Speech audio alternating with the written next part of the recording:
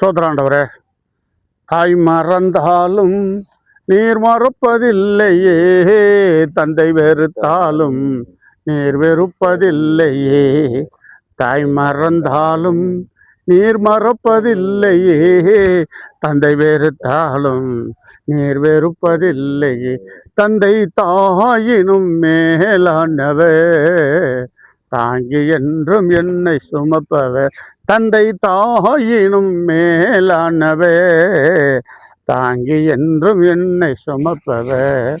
ஆமாண்டவரே, ஒவ்வொரு மனிதனுக்கும் தாயின் தகப்பன் வேறு வேறாக இருந்தாலும் நீரே பெரிய தகப்பனாக, கருவுல உருவாக்குற தகப்பனாக, ஆணும் பெண்ணும் படைத்த தகப்பனாக, பரம தகப்பனாக இருக்கிறதுனாலே உண்மையை நம்பி நாங்கள் செய்கிறோம். இந்த ஊழியத்தை நீ ஆசீர்வதிக்க வேண்டுமா செபிக்கிறோம். நீர் கொடுத்த வேலையை நாங்கள் செய்யும்படியாய் எங்களை கொடுத்த அழைப்புக்காக நன்றி. இதை கடைசி வரைக்கும் இப்படி கிருபை இருக்க வேண்டுமா செபிக்கிறோம். இயேசு நாமத்தில் பிதாவே. எனக்கு அன்பான தேவஜனமே, இன்று நிர்பந்தமான மனுஷன் நான் என்ற தலைப்பில் ஒரு 1/4 மணி நேரம் உங்களோட பேச போகிறேன். இதை நீங்கள் கேளுங்க, கர்த்தருக்காக நீங்கள் செய்யுங்க. மனுஷன்னா என்ன, ஏன் நிர்பந்தம் அவனுக்கு வருது என்றதை தான் பேசுகிறேன். முதல் வசனத்தை வாசிக்கிறேன். ரோமருக்கு எழுதின சுவிசேஷம் 7ஆம் அதிகாரம் 15வது வசனத்தை வாசிக்க கேட்கலாம். வாசிங்க ஐயா.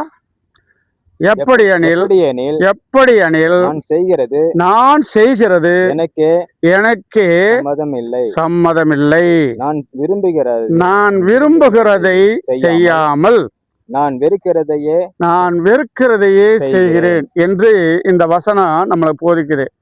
நான் விரும்புகிறதை செய்யாமல் நான் எதை வெறுக்கிறேனோ அதவே என்னை செய்ய சொல்லுது அப்படின்ட்டு இந்த வசனம் சொல்லுது. இப்போ நம்ம என்ன செய்கிறோம்? மனுஷன் நம்ம விரும்புகிறத தான் செய்வோம். என்ன செய்வோம்? எனக்கு என்ன சாப்பாடு பிடிக்குதோ அதைத்தான் சாப்பிடுவோம். நம்ம என்ன சினிமாவுக்கு போகணும்னு நினைக்கிறோமோ அந்த சினிமாவுக்கு தான் போவோம். நான் என்ன சட்டை போடணும்னு நினைக்கிறேனோ அதைத்தான் நான் விரும்புகிறத போடுவோம். ஆனால் இந்த வசனம் என்ன சொல்லுது? நான் விரும்புகிறதை செய்யாமல் நான் வெறுக்கிறதையே செய்கிறேன் என்று இந்த வசனம் சொல்லுது. அது எப்படின்ட்டு கொஞ்சம் நேரம் நம்ம தியானிக்க போகிறோம். அவ்வளோதான் வித்தியாசம், வேறு ஒன்றும் இல்லை. இந்த மனுஷங்கிட்ட எப்படி மாறுபட்ட குணங்கள் இருக்குது அப்படின்னு தான் சொல்ல போகிறோம். அந்த 2வது வசனம், அதாவது 16வது வசனம், இப்படி நான் விரும்புகிறதை செய்கிறவனாய் இருக்க நியாயப்பிரமாணம் நல்லதென்று ஒத்துக்கொள்ளுகிறேனே, ஆதலால் நான் அல்ல எனக்குள்ள வாசமாயிருக்கிற பாவமே அப்படி செய்கிறது. அருமையான தேவஜனமே, இந்த மனுஷ உடல்ல 2 குணங்கள் இருக்கான். இந்த உடல்ல என்ன இருக்குதான்? இந்த மனுஷ உடல்ல 2 குணங்கள் இருக்குதான். ஒன்று நல்ல குணங்கள், ஒன்று கெட்ட குணங்கள். அதாவது நல்ல குணங்கள் என்ன செய்யும்? நல்லதே செய்யணும், நல்லதா பேசணும், நல்லவங்களோட சேரணும் அப்படின்னு ஒரு எண்ணம் நினைக்குது. அதுக்கு பேர் மனசாட்சி. என்ன செய்யுது? அது என்ன செய்வாங்க? தேவனுடைய அது உயிர்னு சொல்லப்படுறது. தேவனுடைய உயிர், ஆண்டவருடைய கிருபை. நல்லதவே பேசணும், நல்லதவே செய்யணும், நல்லதவே வாழணும் என்பது தேவனுடைய கிருபையாக இருக்கிறது. அல்லேலூயா, அல்லேலூயா. அப்படி இருக்க, ஆனால் நம்ம மனசு என்ன செய்தான்? தீமையும் சேர்த்து விரும்பதான். சில நேரங்கள் என்ன பண்ணுதான்? மனசுக்கு ஒப்பாத, நம்மளுக்கு ஒப்பாத காரியத்தை செய்யலாம். எப்படின்னா பாரு, சில நேரங்களில் பீடி பிடிக்கிறாங்க. அந்த பீடி அவங்களுக்கு தப்புன்னு தெரியுது. என்ன தெரியுது? அது பீடி குடிச்ச உடலுக்கு கேடு, அது தப்பு என்று அவங்களுக்கு தெரியுது. தெரியுமா தெரியாதா? தெரியும். ஆனாலும் அதை குடிக்கிறாங்க. அதை தப்புன்னு தெரிஞ்சும் அதை குடிக்கிறாங்கன்னா அந்த குணத்துக்கு பேர் என்ன? சாத்தாங்குணம். அது என்னது? சாத்தாங்குணம். தனக்கு தன்னுடைய சொந்த காசிலே சூனியம் வைத்து கொடுக்குற, தன் உயிருக்கு உழ வைக்கிற, தனக்கு ஆபத்துன்னு தெரிஞ்சிருந்தும் அதை என்ன செய்கிறான்? அந்த மனுஷன் செய்கிறான். ஆனால் ஒரு பக்கம் பார்த்தா நல்ல மனுஷனாகவும் ரொம்ப அழகான ட்ரெஸ் போட்டு உலக மேக்கப் போட்டிருக்கிற மனுஷனாகவும் இருக்கிறான். மறுபக்கம் தீய குணமும் அவனுக்குள்ளே இருக்குதுன்னு பார்க்குறோம். அல்லேலூயா, அல்லேலூயா. இங்கே அந்த வசனத்தில் என்ன சொல்லப்படுகிறது? 17 ஆதலால் நான் அல்ல எனக்குள்ளே வாசமாயிருக்கிற பாவமே அப்படி செய்யுது.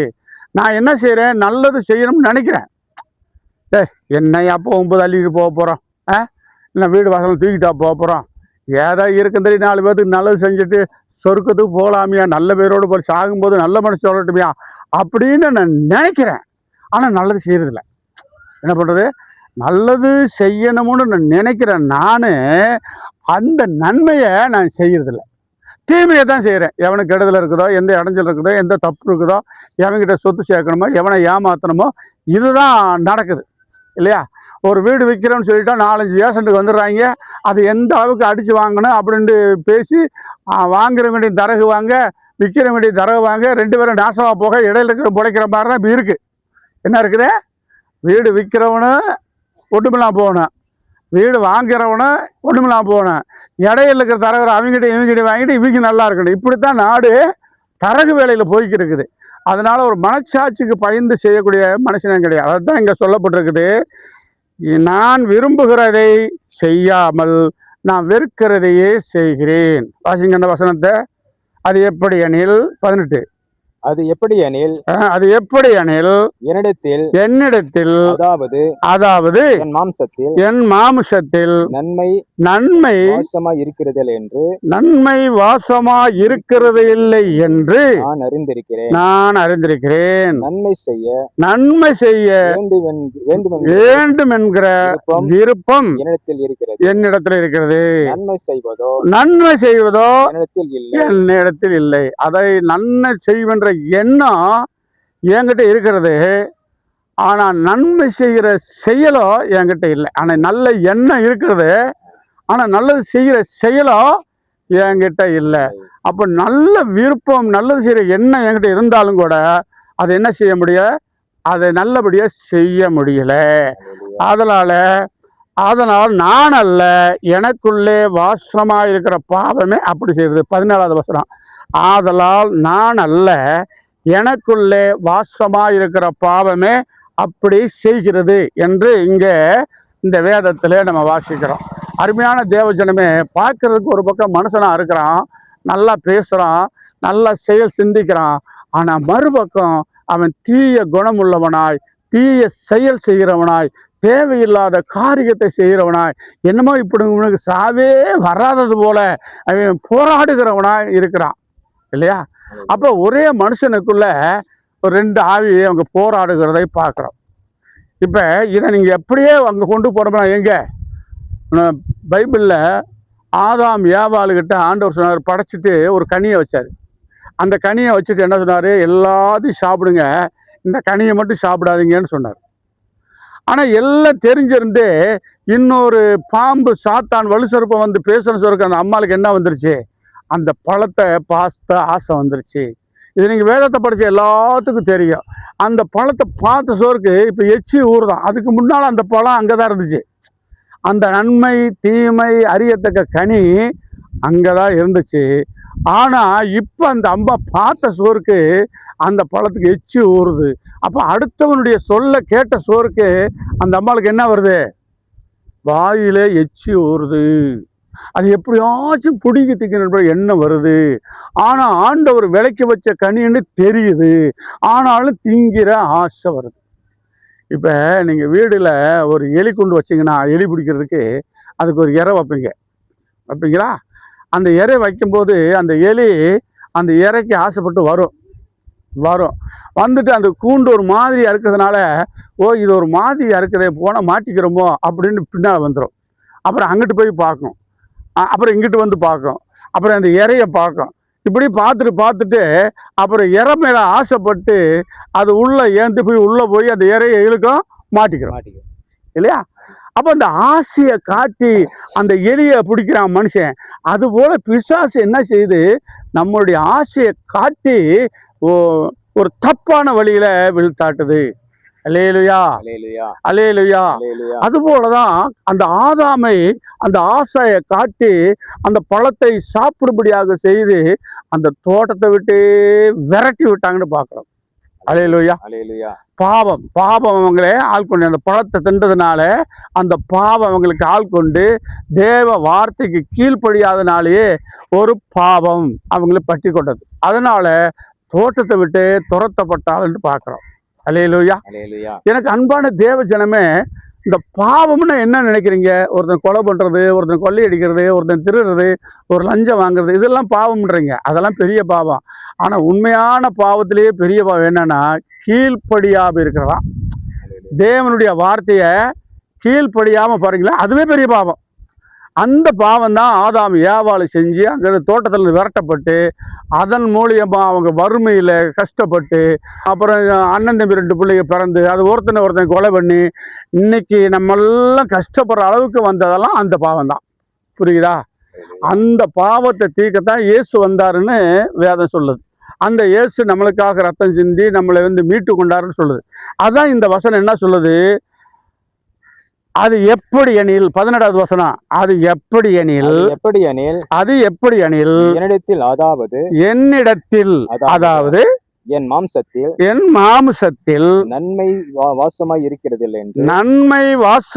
இருக்கிறதில்லை என்று நான் அறிந்திருக்கிறேன். நன்மை செய்ய வேண்டும் என்ற விருப்பம் என்னிடத்தில் இருக்கிறது. நன்மை செய்வதோ இல்லை.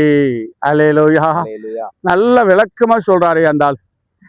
நன்மை செய்கிற எண்ணம் என்கிட்ட இருக்குது, ஆனா நன்மை செய்கிற குணம் என்கிட்ட இல்லை.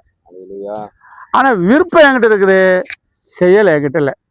அதனால நான் இல்லை, எனக்குள்ள ஒரு போராடுகிற ஒரு பாவம் செய்கிற ஆசையும் இருக்கு என்று பார்க்குறேன். உங்களுக்கு புரியும்படியா ஒன்று சொல்கிறேன்.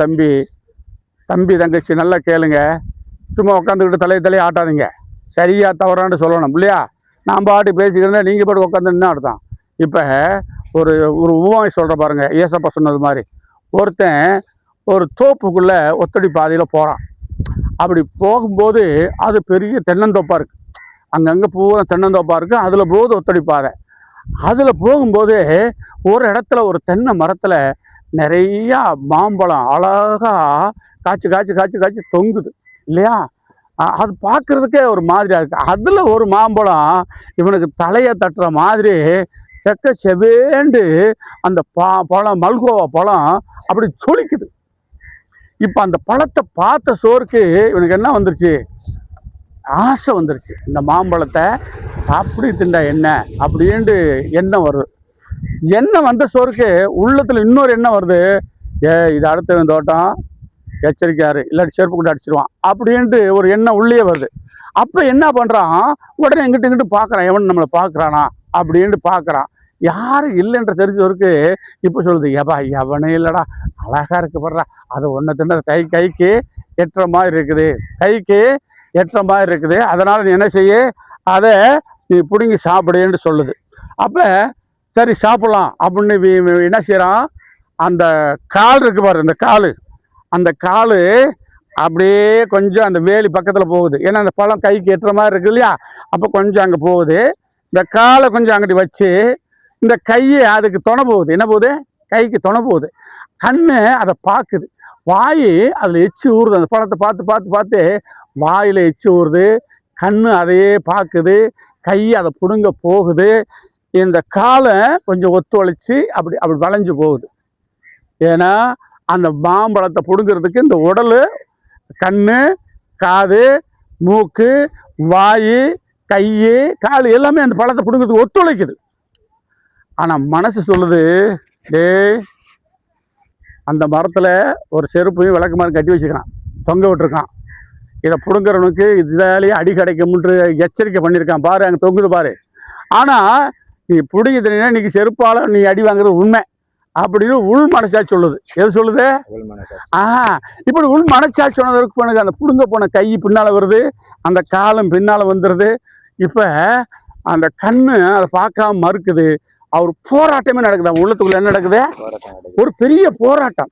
இந்த மாம்சத்திற்கும் இந்த கண்ணு, காது, மூக்கு கொண்ட இந்த கைகளுக்கும் காலுகளுக்கும் இந்த உள் மனசாட்சிக்கும் ஒரு போராட்டமே நடக்குது. அப்போ அந்த போராட்டத்தில் எது மேலே ஓங்குதோ, என்ன வந்தாலும் சரி பிடுங்கலாம்னா பிடி திம்பான், இது அடுத்த தோட்டம் வேணாம்னா ஒதுக்கி போயிடுவான். இதுதான் மனுஷத்தன்மை. இதுதான் மனுஷத்தன்மை.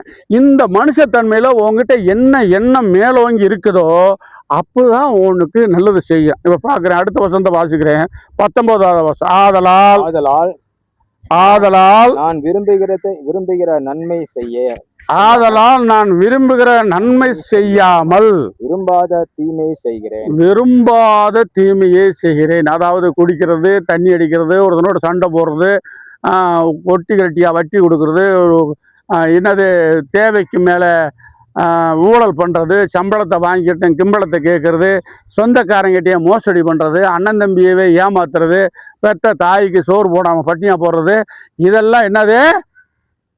அவனே செய்யக்கூடிய ஏமாத்து. விரும்பாமலேயே தீமை செய்கிறான் இல்லையா? ஆதலால் நான் விரும்புகிற நன்மையை செய்யாமல் விரும்பாத தீமையை செய்கிறேன்.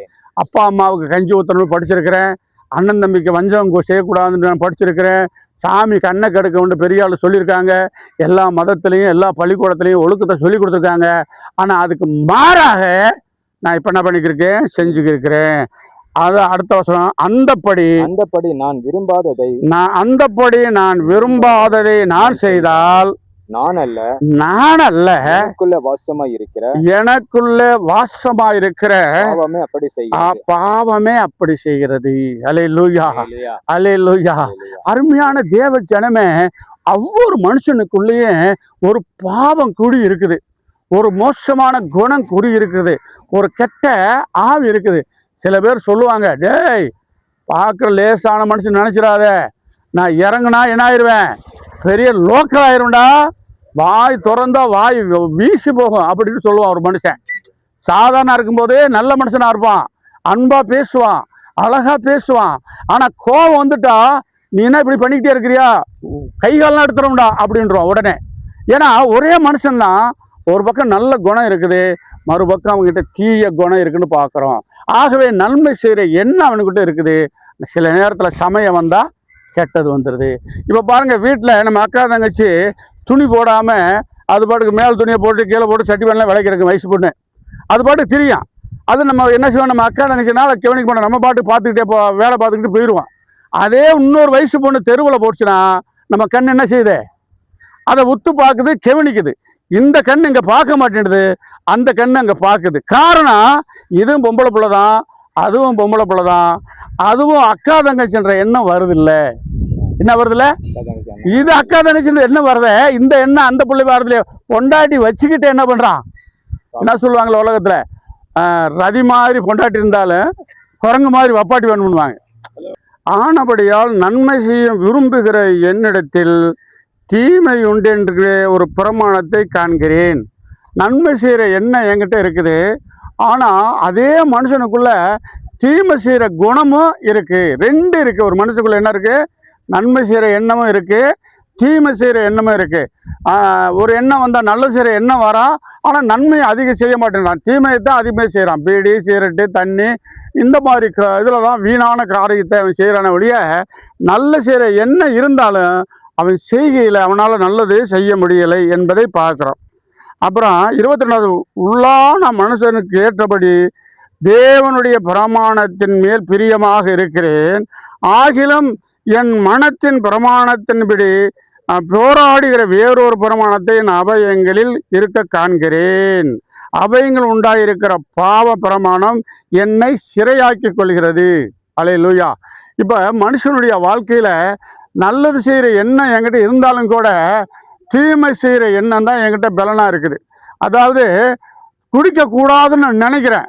எப்பா நேற்று குடிச்சு வீடை கெட்டு போச்சப்பா, அநேகமான பொருள் போச்சப்பா, எல்லாம் கேவலம்ப்பா, நாளையிலேருந்து சத்தியமாக குடிக்கிறது இல்லை, காளியமாக சத்தியமாக குடிக்கிறது இல்லை, மாரியமாக சத்தியமாக குடிக்கிறது இல்லை, தப்பே நீ செய்கிறதில்ல, இந்த சாராயமே வேணாம் கப்பு அப்படின்னு காலையில் சொல்கிறான்.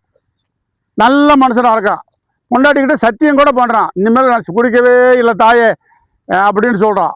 ஆனால் மணி 3 ஆயிடுச்சுன்னா அவனுக்குள்ளே என்ன வருது? அவனால் குடிக்காமல் இருக்க முடியாமல் கொஞ்சம் கொஞ்சமாக ஏதோ இழந்தது போல அப்புறம் பொண்டாட்டி காலையிலே கும்பிட்டு வந்து, தாயை இன்னைக்கு 1 நாள் மட்டும் குடிச்சுக்கிறமான்றான்.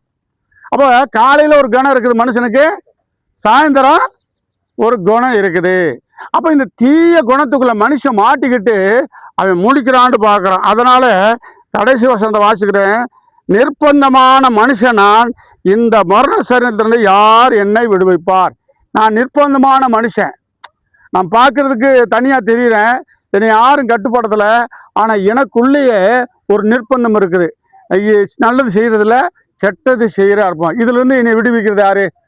சொல்றது புரியுதுங்களா? இதுல இருந்து என்னை விடுவிக்கிறது யாரு? அப்ப இந்த நல்ல எண்ணம் எனக்குள்ள நிலைச்சு நிற்கணும். இந்த தீ எண்ணமெல்லாம் போகணும்னா நம்ம இந்த வேதத்தை கேட்கணும். என்ன செய்யணும்? இந்த வேதத்தை ஞாயிற்றுக்கிழமை தூரம் இந்த வேதத்தை கேட்கணும். சத்தியத்தை உள்ள அனுப்பணும். அப்ப அந்த அந்த கூட்டத்தோட சேரணும். இந்த கூட்டத்தோட அந்த நல்லது செய்யற கூட்டத்தோடயே நம்ம சேரும் போதுதான் அந்த நல்ல எண்ணம் நமக்குள்ள வர வர வர இந்த தீய பழக்கம் கொஞ்சம் கொஞ்சமா போகும். நம்ம நண்பனை குடிகாரனா இருந்தா நம்மளையும் குடிகாரன் ஆக்கிடுவான். அவன் குடிகாரன் இல்லாம நல்லவனா இருந்தா நம்ம குடிகாரனா இருந்தாலும் அவன் திருச்சிடுவான். அப்ப சேர்ற நம்மனை பொறுத்து மனுஷனுக்கு குணம் மாறும். அது போலதான் இந்த வேதம் என்ன சொல்லுதுன்னா, நீ நிர்பந்தமான மனுஷனா இருக்கிற, அந்த நிர்பந்தம் வந்து நீ விடுதலை ஆக்குறது யாருன்னு கேட்கலாம். இப்போ ஒரு பானையில அசுத்த தண்ணி நிறைய இருக்குது, பழைய தண்ணி. அது புழு பிடிச்ச தண்ணி, பல நாள் அது சேர்த்த தண்ணி. ஆகவே அதுல ஒரு நல்ல தண்ணியை ஊத்த ஊத்த ஊத்த ஊத்த ஊத்த என்ன ஆயிடுது? அந்த அந்த அந்த இதுல இருந்து கெட்ட தண்ணி எல்லாம் மாறி நல்ல தண்ணியா மாறிடுது. அதனால ஒரு மனுஷனுக்கு வேதத்தை படிக்கும்போது, வேதத்தை கேட்கும்போது, கோயிலுக்கு போகும்போது ஒரு புனிதமான குணம் அவனுக்கு மாறுது. தீய பழக்கத்துல சுத்தமாக விடுதலையாகி அவன் நல்ல மனுஷனாய் மாறுகிறான்னு பார்க்குறோம். அல்லேலூயா. சேமண்ணுமா சோத்திர ஆண்டவரே. ஆண்டவரே, இதை கேட்டுக்கொண்டிருக்கிற ஒவ்வொருக்காக நாங்கள் செபிக்கிறோம். ஆண்டவரே, நிர்பந்தமான மனுஷன் ஐயா, நாங்கள் நிர்பந்தத்துக்குள்ளே இருக்கிறோம். நீரே இந்த நிர்பந்தத்திலிருந்து விடுதலையாக்க வேண்டுமா செபிக்கிறோம். எங்களுக்குள்ளே இருக்கிற தீய பழக்க வழக்கங்கள், குடி போதைகள், பீடி சிகரெட்டு, சண்டை அகற்ற இந்த மாதிரி பிசாசு குணத்திலிருந்து எங்களை முழுசுமாய் விடுதலையாக்க வேண்டுமா செபிக்கிறோம். இதை கேட்டுக்கொண்டிருக்க எல்லா நண்பர்களை கிருபை செய்யும்படி ஆசிரிக்கிறோம். இப்போ அநேகர் கடன் தொல்லையில, அநேகர் வேதனையில, அநேகர் நோயில, அநேகரை சிக்கல்ல மாட்டிக்கொண்டு தவிக்கிறாங்கன்னு பார்க்குற ஆண்டவரை, அவர்கள் எல்லாம் இயேசுவே இந்த வேதத்தை வாசித்து தனக்குள்ள இருக்கிற தீய பழக்க வழக்கங்கள் ஒதுக்கும்படியாய், இந்த வைராக்கியமான இருக்கிற எண்ணங்கள் மாறும்படியாய், நல்ல எண்ணமே வரும்படியான கிருபையை இயேசுவே ஒவ்வொரு மனுஷனுக்கும் தர வேண்டுமா செபிக்கிறோம். என்னைய பாவத்திலிருந்து, அந்த கெட்ட பழக்க வழக்கத்திலிருந்து, தீய குணத்திலிருந்து, சண்டை கட்டுற ஆவியிலிருந்து என்னைய பரிசுத்தமாய் ஆண்டவரே ஒரு போதகராய் மாற்றின தேவன், அநேகர் என்னுடைய வார்த்தையை கேட்குற அளவுக்கு என்னை உருவாக்கின தேவன். இதை கேட்டுக்கொண்டிருக்க எல்லாரையும் ஆசீர்வதித்து ஆண்டவரை எல்லா தீய பழக்க வழக்கத்தை விட்டு நல்ல மனுஷனாய் சர்ச்சுக்கு வர உதவி செய்யுங்க. அந்தகார கட்டுகள், சூனிய கட்டுகள், பிசாசு கட்டுகள் எல்லாம் இயேசுவின் நாமத்தினாலேயே என்று கட்டளையிடுகிறேன். எல்லா ஆலயத்துக்கு வரும்படியாகவும் அவர்கள் எல்லாரும் பரலோகம் வரும்படியாக கிருபை செய்யுங்க, ஆசீர்வதிங்க. இயேசு நாமத்தில் ஜெபிக்கிறோம் நல்ல பிதாவே. ஆமேன்.